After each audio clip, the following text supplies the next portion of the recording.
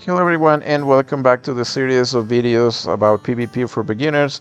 Today we're going to be reading reports. This is a very easy, simple video, so let's get right into it.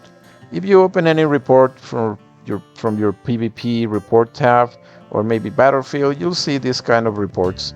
You'll see obviously if you won or not, when it took place, but more importantly, you can see what you attacked. You attacked a city, maybe it is a sub-city or a camp or so on. It will say right here. These are only the coordinates of where the attack took place. So down here you'll see the people that were involved, both the attacker and defender. And in case it was a rally, or maybe there were multiple defenders, you will find out down here when it says reinforcements. You have basic information here, like the lost power from both sides, and the amount of troops they sent, how many were wounded, killed, deserted, captured, and so on.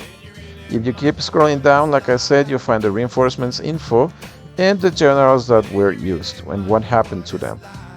Also, you have information from the sub-cities in case they were involved. In this case, it wasn't a rally, it wasn't a multiple defense, so it was only about a player attacking another player.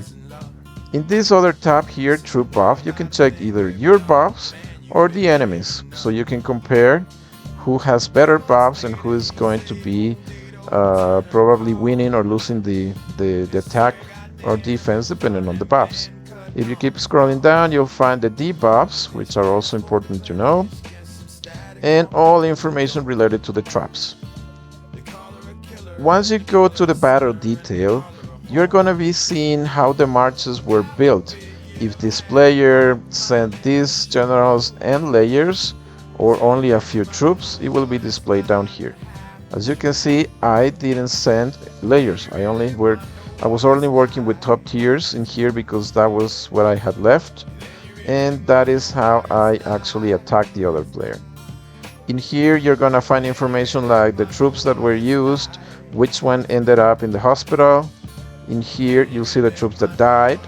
These are the troops that became souls, and these ones are the deserters. And this is the damage that you inflicted into your enemy's troops.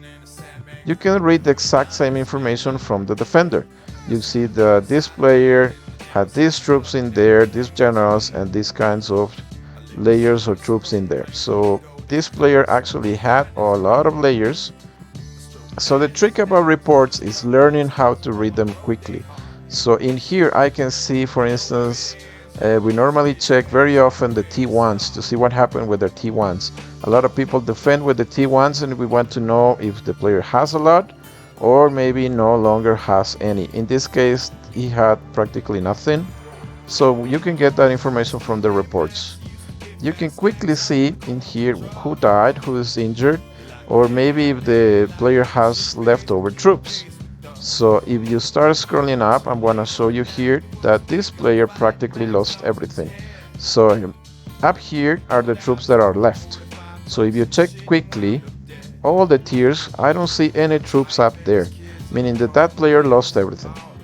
So I can just scroll quickly and try to figure out if I can hit that player again or not, because if he would have troops left, then that means you can attack him again, or you can scout and find out for sure. But this way, by learning how to read reports, we can be very efficient in Battlefield. We can quickly find out what happened, and that is going to make you a better player, simply because by checking one report, the information that you have in here, you're going to be able to take much faster decisions in Battlefield. Okay, that is it for this video. There's not much to it. Like I said, check Battlefield tabs and PvP reports in case you want to see them. And sometimes you're gonna find that there are multiple people involved in there. Like I said before, you'll find information in the reinforcements, and in Battlefield detail, you will have all the people that were involved in that rally or in the defense. Okay, it is pretty much the same thing. You can choose another player, see what that player sent and how it worked for that specific player.